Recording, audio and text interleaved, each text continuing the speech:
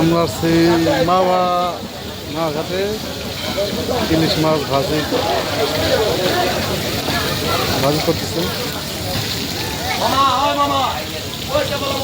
সুদীপ ভাই, আপনার কেমন লাগতেছে? ভালো লাগতেছে অনেক। এখানে ঘুম ক্লান্ত লাগছিল, এখন একটু শক্তি লাগছে, ভালো লাগতেছে। সাথে আবার ইলিশ মাছ।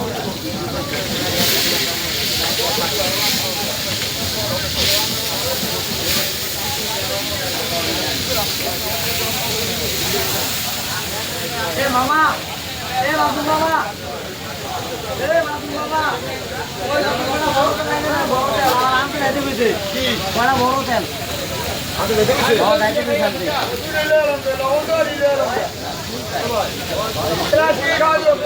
মানুষের কত ধরনের ব্যবসা আছে। এখানে সালাদ খেতে হইলেও টাকা লাগে, টাকা ছাড়া সালাদ হয় না।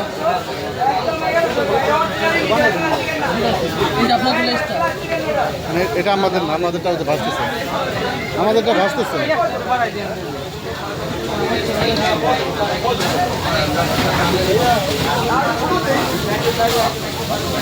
সালাদ খেতেও টাকা লাগে। এই বন্যা পদের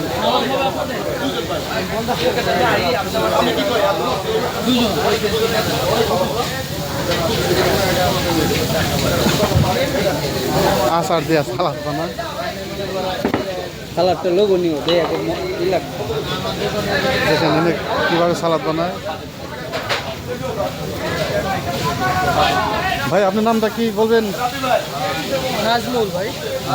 আমাদের নাজমুল ভাই অসাধারণ সালাদ বানায়, আর সালাদের খাইলে পদে মুখের ভিতরে লেগে থাকে।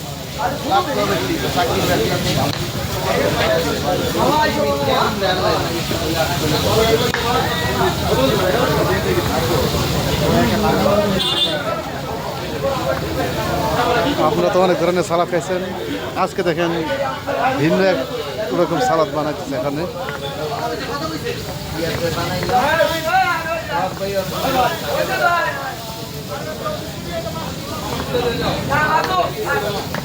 আমাদের ইলিশ মাছটা ভালো হয়ে গেছে ভাই, মাছটা ভালো হয়ে গেছে।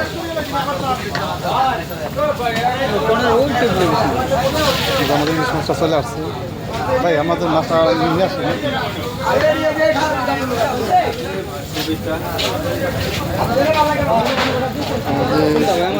এটা আমাদের ইলিশ মাছ।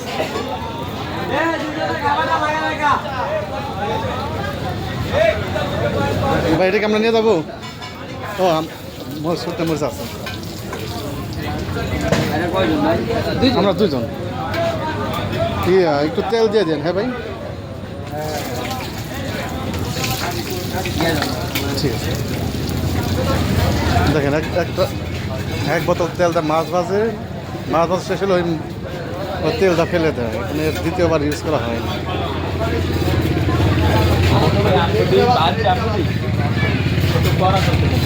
বিভিন্ন পদের আচার দিয়ে সালাদ বানাচ্ছে।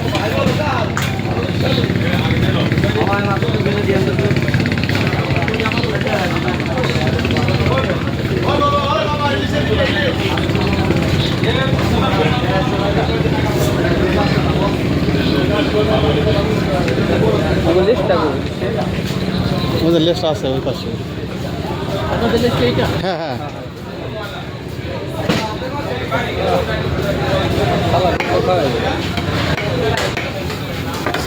সালাদ দেখে মনে হচ্ছে সালাদ দিয়ে ভাত খাওয়া যায়। বিলের সময় বলে দিন যে 50 টাকা। ঠিক আছে ভাই, ধন্যবাদ ভাই।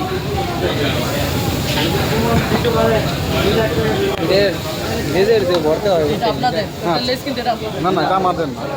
দেখেন কি সুন্দর সালাদ বানাইছে, দেখে যদি জল এসে গেছে।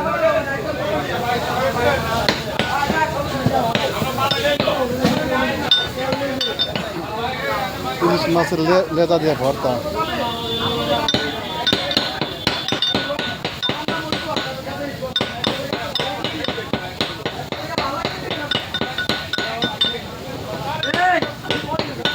যদি এখানে খাইতে চান তাহলে কি সাত দিয়ে রিলিজ হোটেল অ্যান্ড রেস্টুরেন্টে আসতে পারেন।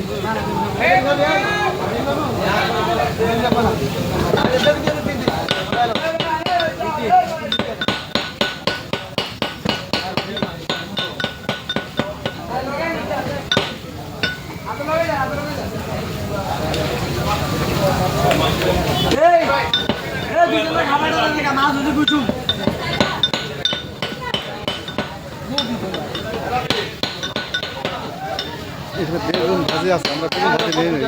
অ্যালার্জিতে প্রবলেম আছে সেজন্য আমরা বেগুন নিই। ইলিশ মাছও আছে, তারপরেও ইলিশ মাছটা লবণীয়।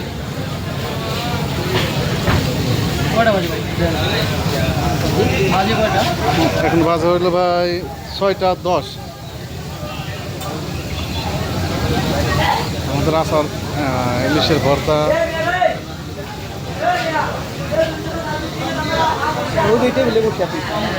আমরা ওই পাশে যাই, পদ্মার পাশে যাই ভাই।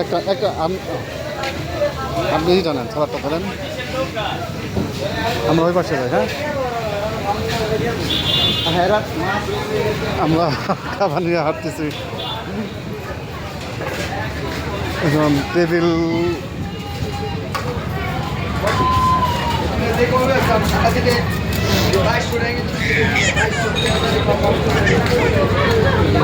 আমি এই পাশে বসি।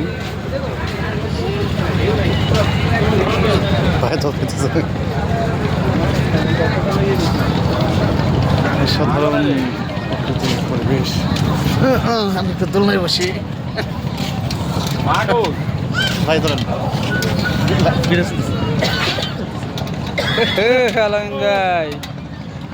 শৈশবে ফিরে গেলেন, শৈশবকালে ফিরে গেলেন। হ্যাঁ, আসলেও বাচ্চা বলাবানের মতো হয়ে গেছেন। মজার একটা জায়গায় আলামিন ভাই বাচ্চা বলাবানের মতো দোলনায় দুলতেছে, আর সাথে আবার সেই নদীর আমাদের খাবারের দেখা যায় ওই পদ্মা সেতু।